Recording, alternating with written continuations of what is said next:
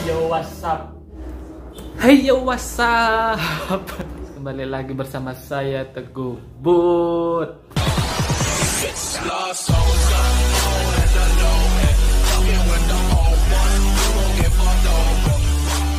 Hai dan halo teman-teman, berjumpa lagi bersama saya Teguh But. Dan ya, pada kesempatan kali ini saya akan mencoba membuat video lagi, yaitu tentang PMMB PLN, yaitu program magang mahasiswa bersertifikat. Dari bagaimana cara daftarnya, persyaratannya apa saja, hal apa saja yang dilakukan, apa saja manfaatnya bagi kalian, terutama bagi kalian para mahasiswa yang ingin mencari magang dan yang akan magang. Coba simak video ini, siapa tahu bermanfaat untuk kalian. Saja guys, there we go. Wadaw. PMMB itu adalah program magang mahasiswa bersertifikat. Nah, menurutku itu cukup menarik, di mana ini diinisiasikan oleh FHCI yang bekerja sama dengan BUMN dan bekerja sama dengan perguruan tinggi. Nah, di sini di kampus saya PMMB ini masuk ke perusahaan BUMN PLN. Jadi tempat magangnya nanti di PT PLN Persero. Periode magang PMMB ini cukup lama daripada magang biasa, di mana magang biasa biasanya minimal 3 bulan atau 4 bulan. PMMB ini waktu magangnya itu selama 6 bulan. Mana di akhir itu nanti dapat uji kompetensi yang membuktikan bahwa kalian itu kompeten, sekaligus kalian mendapat sertifikat nanti sebagai bukti bahwa kamu kompeten setelah magang, seperti itu. Yang pertama, mendapat uang saku dari program magang mahasiswa bersertifikat ini, yaitu bagi D3 itu uang sakunya 1,5 juta per bulan, dan bagi D4 itu 2 juta per bulan. Jadi untuk waktu magang 6 bulan 1,5 juta sebulan. Jadi waktu magang kalian 6 bulan kali 1,5 juta, ya sekitar dapat 9 juta kalian magang, seperti itu. Ya untuk mahasiswa lumayan sih, sekaligus dapat menambah ilmu, dapat uang saku, dapat fasilitas lain-lainnya. Nah, terkait fasilitas apa saja yang didapat dari PMMB ini, jadi yang saya dapat yaitu dapat baju wearpack. Yang kedua yaitu APD dapat helm. Untuk pas magang itu kan di PLN kan perlu pakai helm, jadi pakai helm, sepatu safety. Nanti saya buat video terpisah terkait apa saja yang didapat. Saya akan tunjukin barang-barangnya. Oke. Manfaat yang kedua yaitu tidak perlu buat proposal.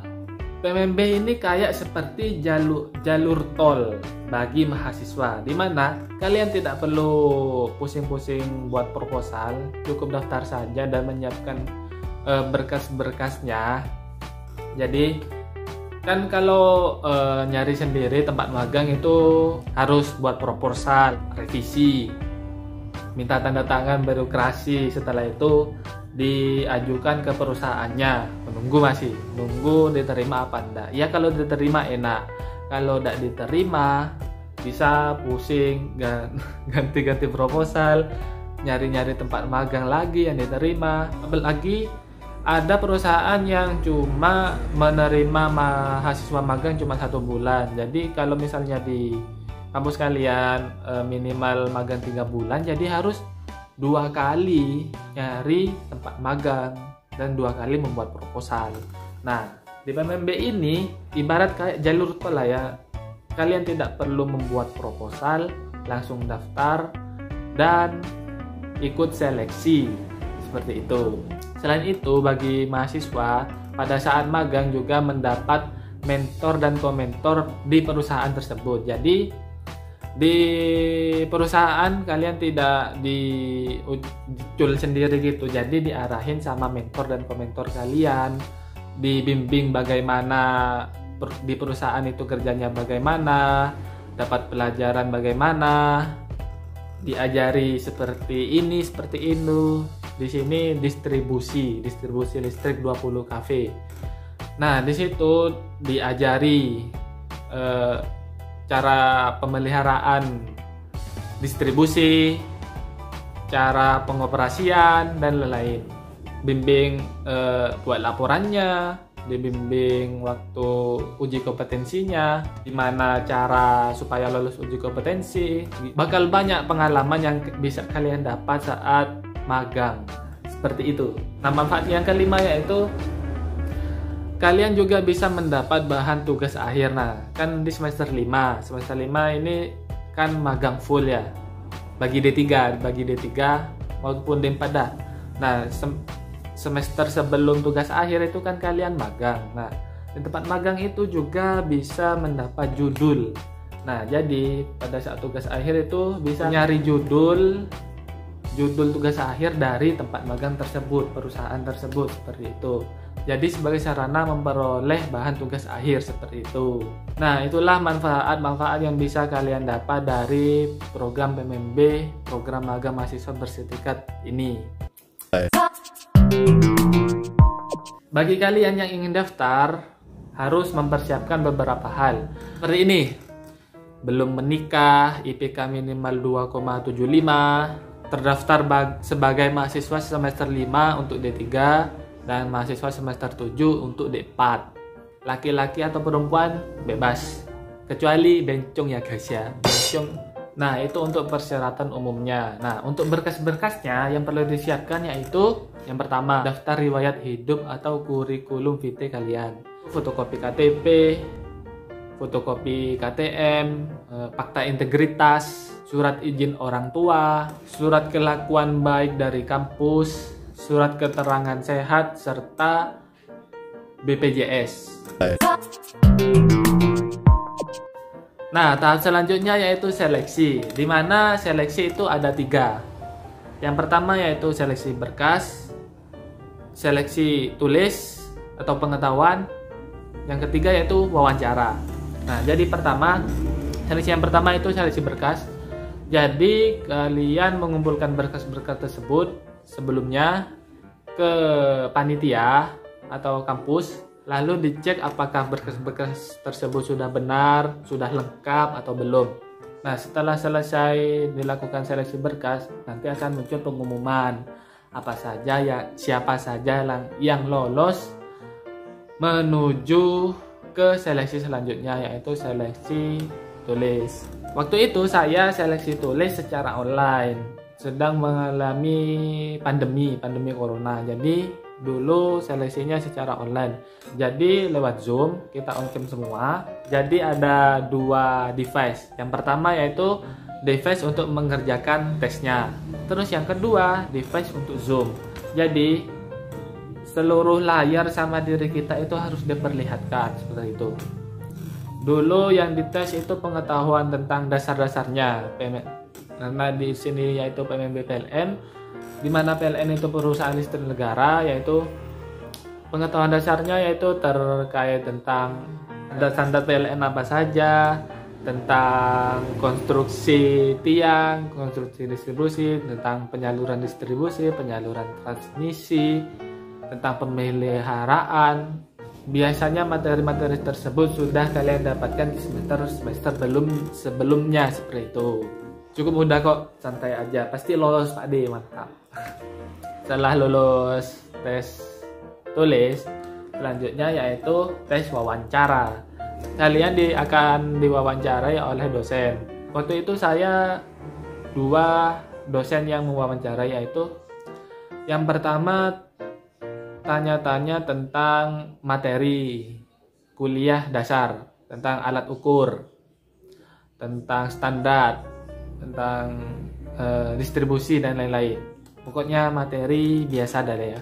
Nah, yang kedua yaitu tentang proses magangnya.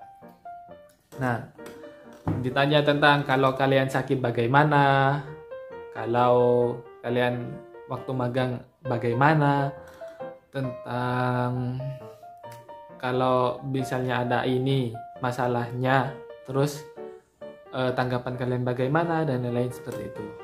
Misalnya nih kalian magang, mau enggak ditempatkan di tempat di luar Jawa atau di tempat jauh-jauh seperti itu. Ya kalian jawab siap aja, siap Ade. Ya kalian jawab siap aja, siap tempatkan di mana saja, pokoknya jawab siap dah. Selain itu waktu magang antara magang dan keluarga lebih prioritaskan yang mana seperti itu, dan lain-lain. Dan juga ditanya apabila kalau kalian disuruh memperbaiki mau apa enggak seperti itu dan lain-lain. Oke, setelah seleksi wawancara selesai, setelah itu ada pengumuman siapa saja yang lolos dan tetapkan sebagai peserta PMMB PLN seperti itu. Setelah lolos nih, nah kalian akan mendapat pembekalan dari orang-orang PLN. Jadi pembekalan biasanya seminggu atau 3 hari, 4 hari, seminggu lah ya, paling lama seminggu.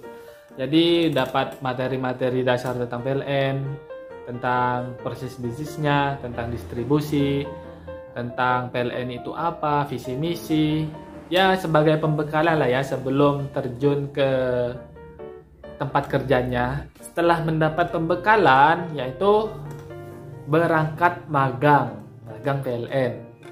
Nah, waktu itu diumumkan ditempatkan di mana saja, yang diterima 25 orang. 25 orang itu tidak ditempatkan di satu tempat ya, melainkan dipencar ke beberapa wilayah. Jadi ada satu ULP, unit layanan pelanggan PLN itu ada yang 1 orang, ada yang 2 orang seperti itu. Nah, ditempatkan di bagian teknik atau transaksi energi seperti itu. Nah, kebetulan saya ditempatkan di bagian teknik. Jadi saat magang itu kalian ya seperti magang dah. Ikut ngebantu, ikut kerja, ikut ke lapangan, ikut mentor, ikut pegawai di sana, mempelajari, tanya-tanya sesuatu yang tidak dimengerti. Nanti akan apabila kalian ingin tahu lebih lanjut tentang proses magangnya, saya akan buatkan videonya lagi. Tonton di sini ya. Nah, setelah proses magang selesai, kalian akan mendapat pembekalan lagi, yaitu pembekalan mengenai sertifikasi kompetensi. Jadi disiapkan dahulu, dites lagi kompetensi apa kalian itu kompeten atau tidak seperti itu. Nah, setelah pembekalan lagi, yaitu melakukan uji kompetensi. Nah, di situ kalian dites lagi, diuji apakah kalian itu kompeten atau tidak. Jadi dapat diuji kompetensinya itu wawancara. Jadi ada 3 pewawancara dulu waktu itu saya. Diwawancarai terkait magangnya seperti apa.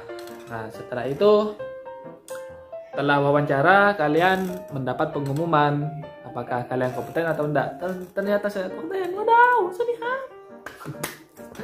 Lulus kompeten dan mendapat sertifikat. Selesai sudah proses magang kalian seperti itu. Oke teman-teman, begini saja untuk video kali ini. Terima kasih yang telah menonton sampai akhir. Apabila kalian ada pertanyaan, tinggal kalian komen saja di bawah. Pertanyaan pasti akan saya jawab. Jangan lupa untuk like, komen, dan subscribe. Dan berjumpa lagi di video selanjutnya. Bye bye. Waduh, sedih.